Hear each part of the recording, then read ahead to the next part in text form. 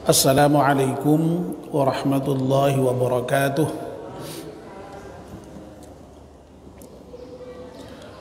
Bismillahirrahmanirrahim. Alhamdulillahi rabbil alamin. Wassalatu wassalamu ala asyrafil mursalin Sayyidina wa maulana Muhammad wa ala alihi wa sahbihi ajma'in. Amma ba'd. Ibu-ibu, bapak-bapak, dan saudara-saudara sekalian, mari kita mulai kajian buka kita ini dengan berdoa bersama-sama. Bismillahirrahmanirrahim. Asyhadu an la ilaha illallah wa asyhadu anna Muhammadar Rasulullah. Raditu billahi rabba wa bil islami dina wa bi Muhammadin nabiyyan wa rasula. Rabbi zidni ilman nafi'a warzuqni fahman wa hukma wa alhaqni bis salihin. Amin. Mari kita membaca Fatihah sekali yang kita hadiahkan kepada pengarang kitab Nashihul Ibad ala Hadiniyah Al-Fatihah. A'udzu billahi minasyaitonir rajim. Bismillahirrahmanirrahim. Alhamdulillahi rabbil alamin arrahmanir rahim maliki yaumiddin. Iyyaka na'budu wa iyyaka nasta'in ihdinas shiratal mustaqim. Shiratal ladzina an'amta 'alaihim ghairil maghdubi 'alaihim waladdallin. Amin. Bapak dan ibu-ibu, sore ini kita akan meneruskan kajian kita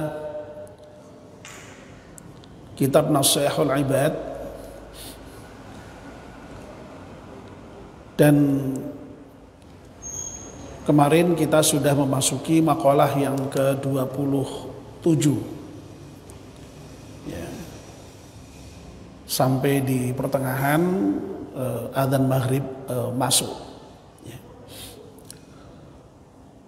Saya akan mengulangi sedikit dari apa yang sudah kita bicarakan kemarin dengan memulainya dari hadis yang diriwayatkan oleh Ad-Dailami. Yang hadis ini disebutkan di dalam kitab Nashihul Ibad ini setelah sebelumnya disampaikan ngendikane salah seorang penyair sebagaimana yang kemarin sudah kita bahas agak panjang lebar itu. Langsung saja ya, saya akan memulai dengan membacakan hadis yang diriwayatkan oleh Ad-Dailami. Wa rawad Dailami annahu sallallahu alaihi wasallam qala. Dan Ad-Dailami meriwayatkan sebuah hadis bahwa Rasulullah sallallahu alaihi wasallam bersabda, tarkud dunya amarru minas sibri. Meninggalkan dunia itu lebih pahit dibandingkan dengan pahitnya apa kemarin saya sebut brotowali itu ya, atau jadam itu yang pahit itu. Wa asyaddu min hatmis suyufi fi sabilillah. Dan meninggalkan dunia itu juga lebih susah ya dibandingkan dengan sayatan pedang di dalam perang di jalan Allah Subhanahu wa taala. Wala yatrukuha ahadun illa atahullahu mithla ma yu'ta syuhada. Dan orang yang bisa meninggalkan dunia itu akan diberi oleh Allah Subhanahu wa taala sebagaimana yang Allah berikan kepada para syuhada. Wa tarkuha, dan cara meninggalkan dunia itu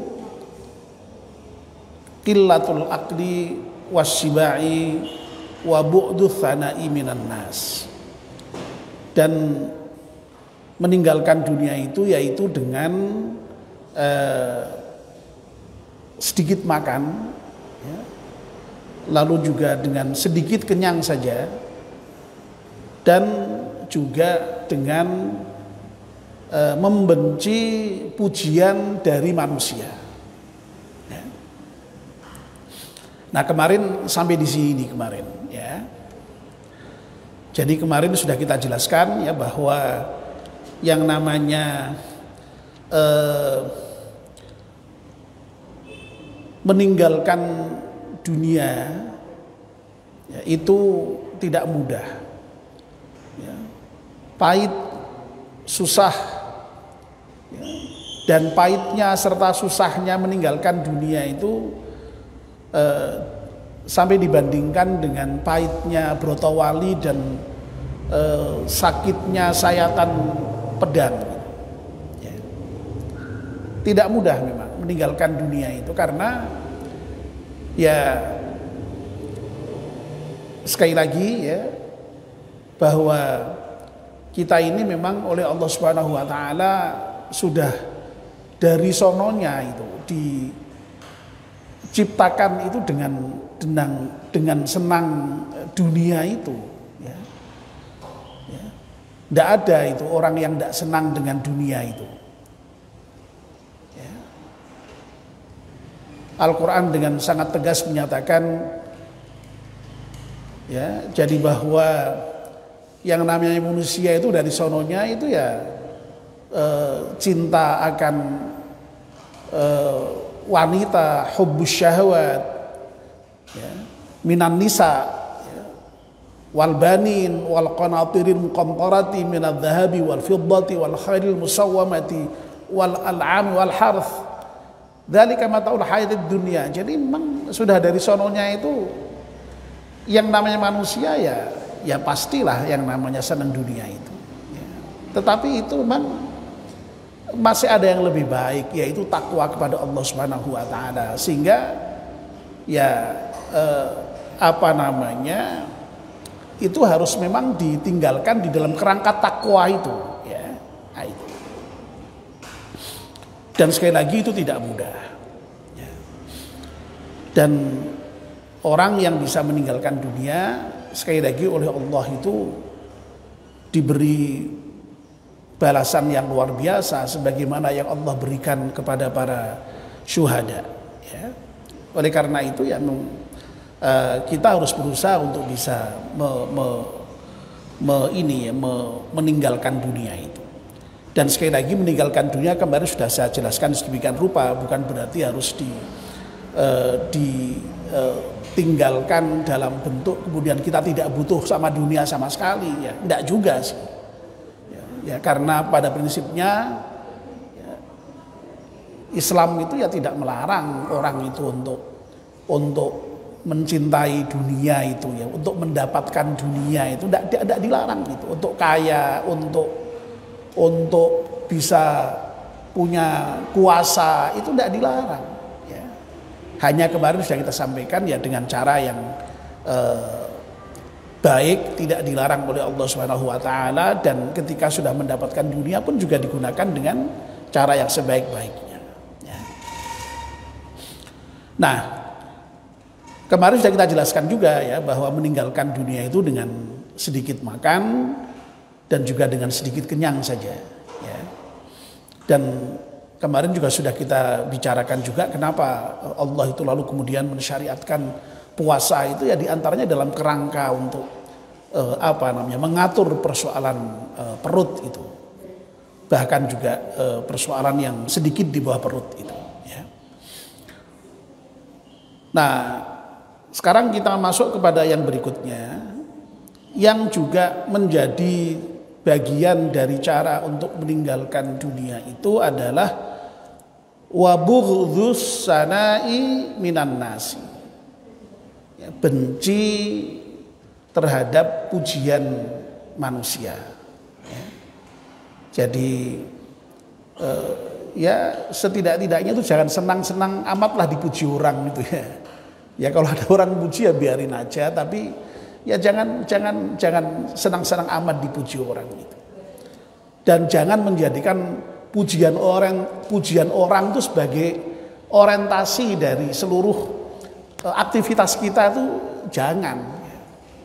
Sangat sayang sekali kalau kita itu di dalam beramal, beraktivitas apapun kok kemudian orientasinya hanya untuk mendapatkan pujian orang. Itu wah, eman-eman sekali, itu sayang sekali itu. Ya orientasi kita ya tidak lain ya ridha, itu pujian Allah itu ya. Bagaimana kita menjadikan Allah itu puas terhadap diri kita itu, bukan menjadikan orang lain memuji kita, bukan ya. Ya. Nah, ini kira-kira ngukurnya itu begini ya. Apakah kita ini di dalam beraktivitas itu apakah karena Allah, ingin mendapatkan ridho Allah atau ingin mendapatkan pujian dari manusia? Itu ya, kalau kita kemudian ketika beraktivitas, beramal tidak mendapatkan pujian manusia, kita itu gelo apa enggak? Kita itu lalu ngelokro apa enggak di dalam beramal itu? Itu diantara mungkin cara di dalam mengukur kita ini sebenarnya di dalam beraktivitas itu lebih karena pujian manusia atau tidak gitu ya. Seseorang biasanya kalau dia melakukan sesuatu karena ingin dipuji manusia, kalau pujian itu tidak didapat, biasanya lalu kemudian gelo gitu ya, kecewa gitu ya. Lalu kemudian klokro ya, tidak lagi berbuat gitu ya. Ya misalnya ya apa saja lah ya, beraktivitas apa saja. Ya, aktivitas ibadah terutama itu kalau misalnya kok itu karena ingin dipuji manusia, begitu tidak dipuji ya sudah, besok lagi tidak melakukan.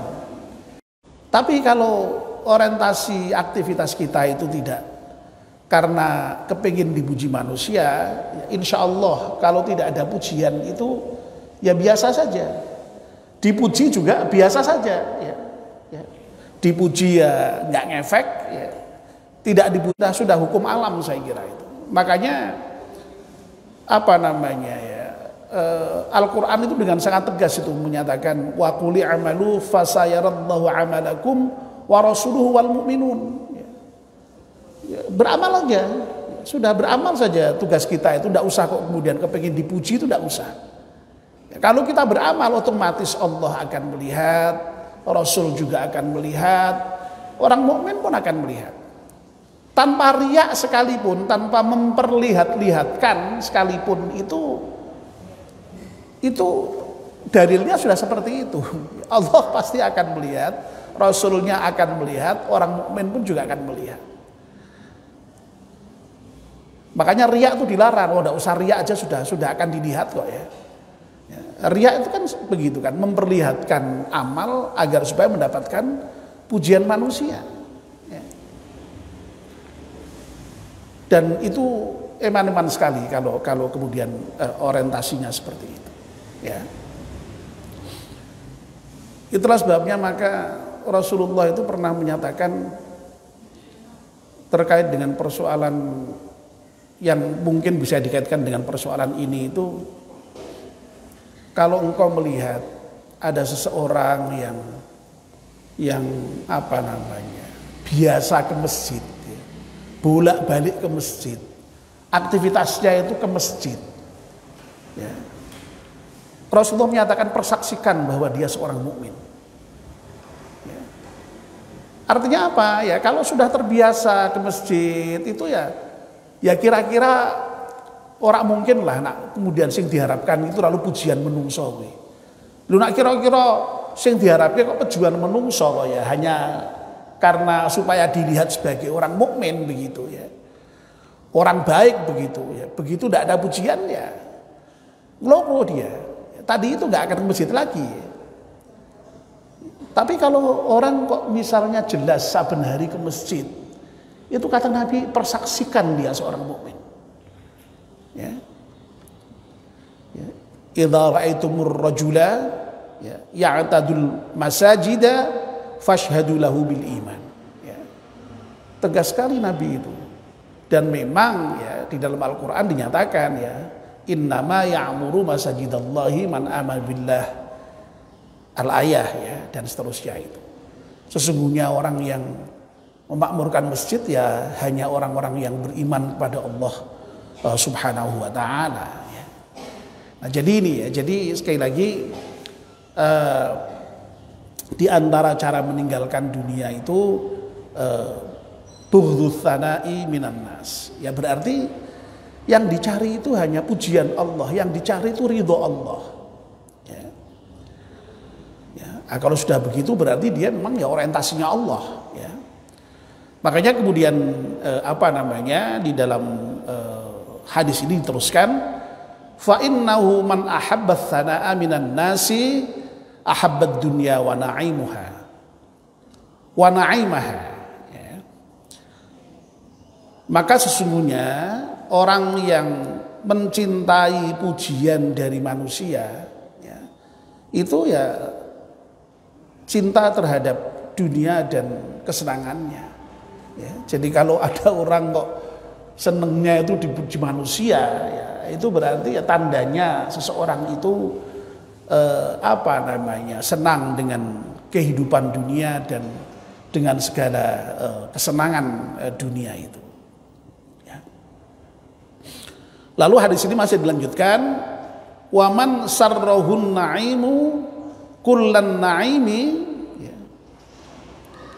Ini kalau terjemahkan secara bebas ya kira-kira, dan barang siapa yang menginginkan kenikmatan yang hakiki begitu ya, kenikmatan yang sesungguhnya ya, perintahnya itu falyada'id dunya, maka tinggalkanlah dunia wathana'a minan nas, dan juga tinggalkan juga pujian dari manusia ya. Jadi dunia ini tidak boleh itu menjadi orientasi kehidupan kita ya. Pujian manusia juga tidak boleh menjadi orientasi kehidupan kita ya. Yang harus menjadi orientasi kehidupan kita ya tentu saja akhirat tadi itu yang kemarin sudah kita bicarakan di dalam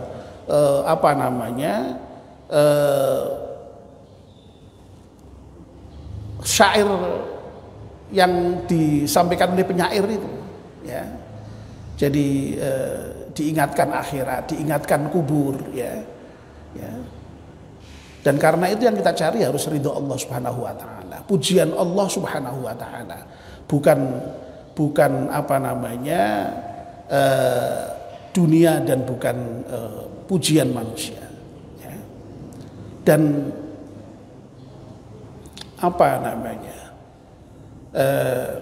Al-Quran pun juga saya kira sangat tegas itu ya, mengisyaratkan itu ya. Jadi yang disuruh cari itu memang akhirat ya. Wabtaghi fima atakallahu daral akhirah ya. Jadi carilah dengan apa yang Allah berikan kepadamu itu akhirat. Nah, perintah berikutnya hanya walatansa nasibaka binat dunya. Yo Mas yo iki sing mbok goleki akhirat, tapi jangan melupakan dunia. Jadi perintahnya sebenarnya hanya jangan melupakan saja dunia itu ya. Jadi yang disuruh cari itu akhirat itu. Ya.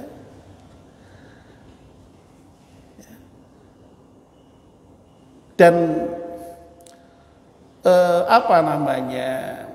Ya karena ya sangat wajar kan ya, karena akhirat itulah tempat kita hidup selama-lamanya ya, yang apa waktunya juga sangat panjang ya, sehingga memang harus menjadi tujuan utama, menjadi orientasi utama ya.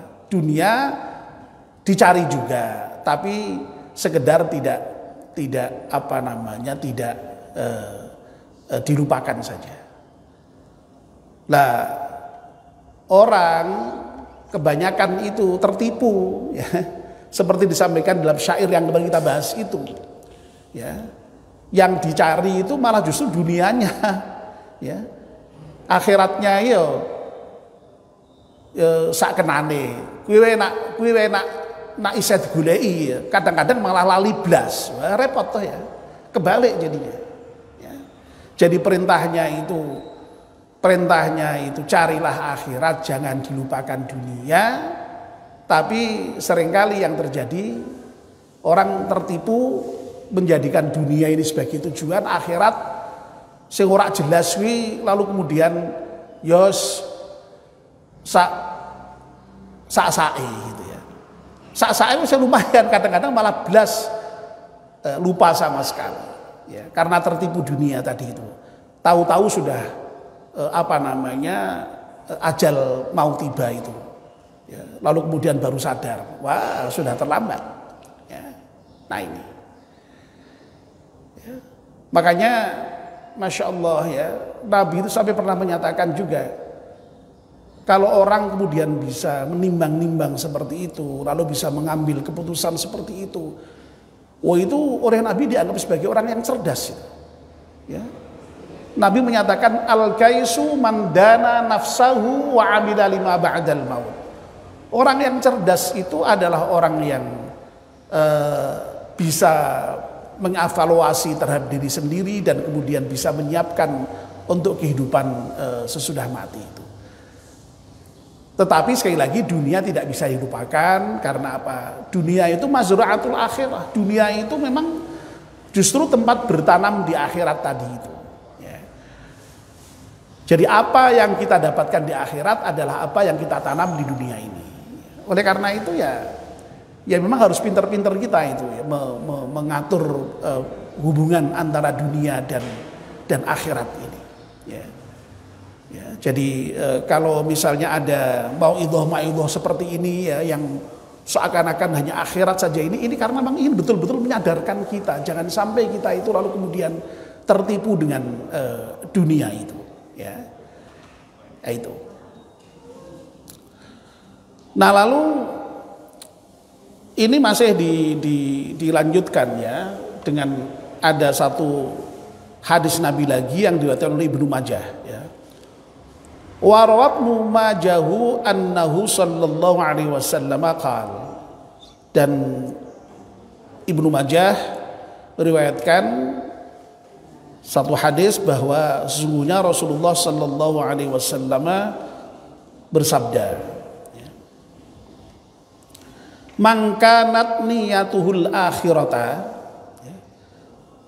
barang siapa yang niatnya itu untuk akhirat ya, niat itu ya orientasi, motivasi ya, yang mendorong seseorang untuk melakukan sesuatu itu adalah akhirat ya, jama'allahu lahu syamlahu, maka Allah akan mengumpulkan baginya hal-hal yang apa ya, kalau di kitab ini sering kalau dalam bahasa Jawa itu perenco-perencone. Perenco-perenco itu apa itu ya? Hal-hal yang terpisah ya, mengumpulkan hal-hal yang terpisah begitu ya. Wa ja'ala ghinahu fi qalbihi ya. Dan akan menjadikan kekayaannya itu di dalam hatinya. Ya. Ya. Lalu wa atathud dunya raghimatan, dan dunia itu akan dengan sendirinya mendatangi dia secara gampang, ya, dengan tunduk. Lalu yang sebaliknya, ya, wa man kanat niyatuhud dunya, dan barang siapa seseorang itu niatnya dunia, ya, orientasinya itu kehidupan dunia, ya, motivasinya itu duniawiyah, ya, farraqallahu alaihi amrohu, maka Allah akan memisah-misahkan, ya, mencerai-beraikan kepadanya seluruh urusannya, ya. Wa jama'a faqrahu baina ainaihi, dan Allah menjadikan kefakirannya itu di antara kedua matanya.